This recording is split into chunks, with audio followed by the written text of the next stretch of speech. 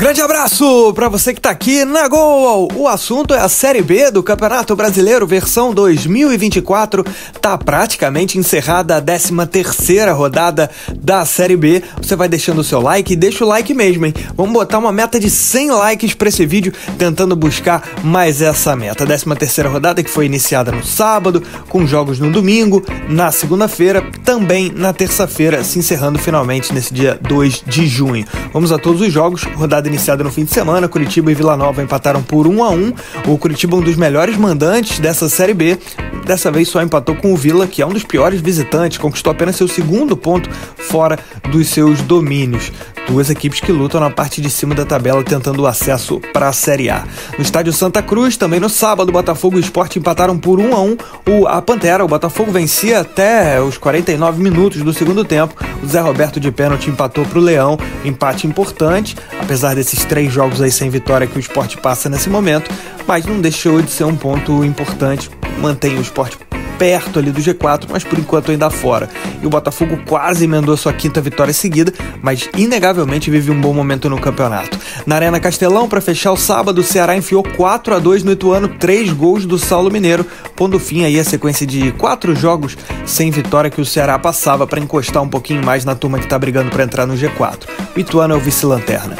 Na ressacada, na manhã de domingo, Avaí e Amazonas empataram por 1-1, fim da manhã de domingo, entrando na tarde do domingão, 1-1, Avaí e Amazonas. Esse empate foi importante para o Leão de Florianópolis conseguir aí a liderança provisória do campeonato, até porque o América Mineiro ainda vai jogar pela rodada.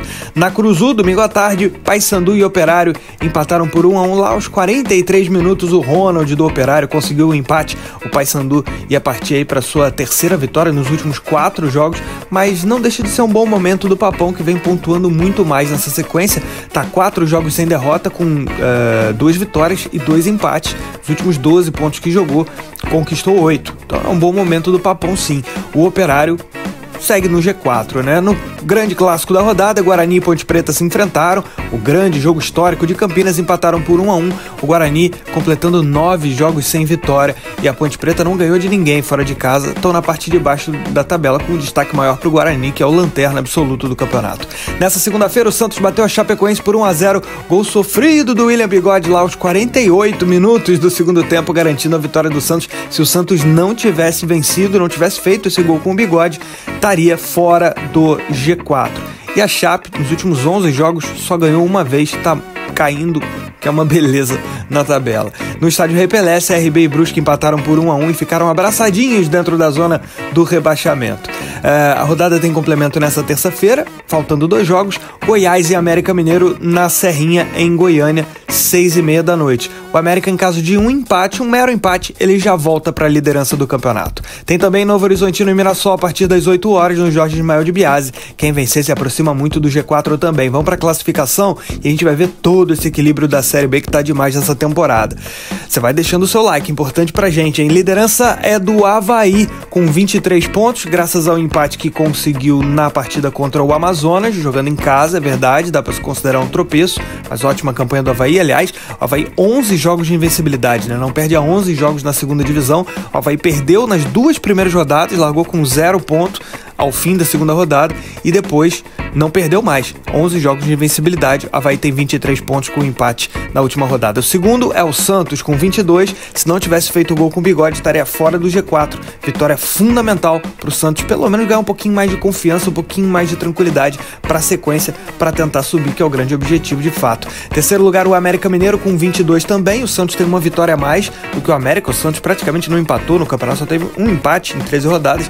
E o América Mineiro, se empatar o seu jogo contra o Goiás na Serrinha, não é fácil, em Goiânia, vai voltar para a liderança o Coelho. Chega a 23, vai levar melhor em relação ao Avaí no saldo de gols, podendo emplacar a 3ª semana e a 3ª rodada de liderança. Quarto lugar, o Operário, está com 22 pontos para fechar o G4. Quinto posto é do Vila Nova com 21 pontos.